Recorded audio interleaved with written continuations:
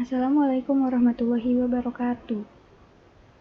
Pada video pembelajaran kali ini, kita akan melanjutkan pembahasan mengenai segi empat.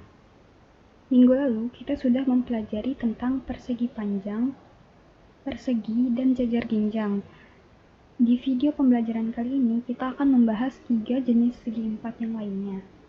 Yang pertama, ada belah ketupat.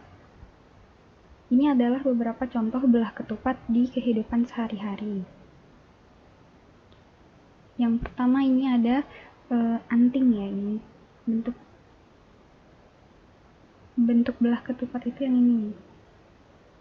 Itu bentuknya belah ketupat. Atau yang kedua ada pada rambu-rambu lalu lintas. Bentuk ini belah ketupat atau bentuk ketupat. Sifat-sifat dari belah ketupat sendiri itu apa aja sih? Nah, ini bisa dilihat ya, ini ada gambar belah ketupat A, B, C, D. Sifat-sifatnya yang pertama adalah semua sisinya sama panjang. Di gambar ini dilambangkan dengan garis hitam ini. Artinya di semua sisinya ada garis hitam ini kan. Artinya sisi-sisinya ini sama panjangnya. Jadi panjang AB sama dengan panjang BC sama dengan panjang CD sama dengan panjang DA. Lalu yang kedua, sudut-sudut yang berhadapan sama besar dan dibagi dua sama besar oleh diagonal-diagonalnya.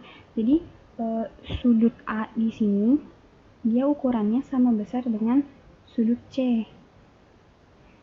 Dan sudut A ini dibagi sama besar oleh diagonal AC, sehingga besar sudut B A O dan besar sudut O AD sama besar. Lalu sama juga untuk besar sudut B di sini sama dengan besar sudut D di sini. Lalu sama juga ya dibagi dua sama besar oleh diagonal BD, sehingga besar ABO sama dengan besar OBC dan besar CDO sama dengan besar ODA gitu. Lalu kedua diagonalnya berpotongan tegak lurus. Diagonalnya yang mana? Ini diagonal tadi itu adalah dari titik A ke titik C ini diagonal AC, lalu dari titik B ke titik D adalah diagonal BD. Nah, mereka ini berpotongan di titik O di sini di tengah. Berpotongan tegak lurus di titik O di sini.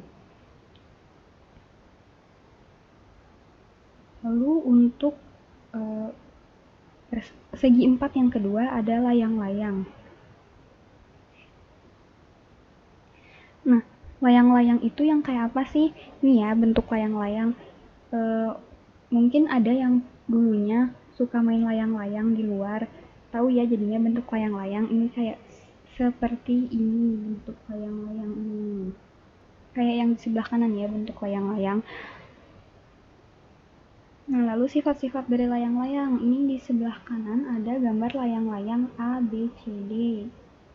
Bisa dilihat ya. Nah, terus yang pertama sifatnya itu dua panjang sisi yang saling berdekatan sama panjang. Sisi yang kayak gimana sih? Jadi di sini di gambarnya bisa dilihat ya. Jadi di sini di gambarnya bisa dilihat ya. Ada sisi AB dan sisi AD ini ada dua garis dicoret oleh dua garis hitam. Ini tuh artinya panjang sisi AB dan sisi AD sama panjang.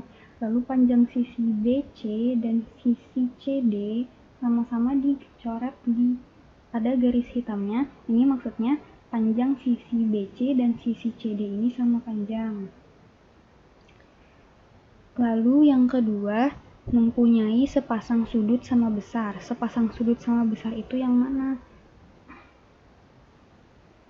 Jadi di sini kalau dilihat gambarnya, sudut D dan sudut B ini sama besar. Lalu yang ketiga, salah satu diagonalnya memotong diagonal lainnya sama panjang. Diagonal AC ini memotong diagonal BD tepat di tengah-tengahnya, yaitu di titik O. Jadi panjang BO sama dengan panjang OD. Lalu yang terakhir, kedua diagonalnya berpotongan tegak lurus, sama seperti belah ketupat ya. BD, diagonal BD berpotongan tegak lurus dengan diagonal AC di titik O. Lalu untuk segi empat yang terakhir ada trapesium. Nah, di sini bisa dilihat gambar trapesium, ada beberapa gambar ya di sini. Yang pertama ini ada kapal. Nah, bentuk trapesium itu yang mana? Yang ini ya, si badan kapalnya ini kayak kalau misalkan kita buat kapal dari kertas. Lalu ada mobil. Bagian mananya yang merupakan trapesium? Ini jendelanya merupakan trapesium. Lalu ini juga pada rumah bentuk atapnya merupakan bentuk trapesium ya. Dan ini ada gambar troli, gambar si keranjang trolinya ini dia trapesium. Nah, terus sifat-sifat dari trapesium itu apa aja sih? Sifat dari trapesium ini bisa dilihat ada gambarnya, ada trapesium ABCD dengan tingginya AE. Sifat trapesium yang pertama yaitu mempunyai sepanjang sisi sejajar. Sebelumnya kita udah belajar sisi sejajar kan ya. Nah, sisi sejajar di sini adalah sisi AB dan sisi DC. Lalu yang kedua, jumlah besar sudut yang berdekatan di antara dua sisi sejajar tersebut adalah 180 derajat. Maksudnya gimana? Jadi di sini ada sudut dua sisi sejajarnya kan tadi sisi AB dan sisi DC.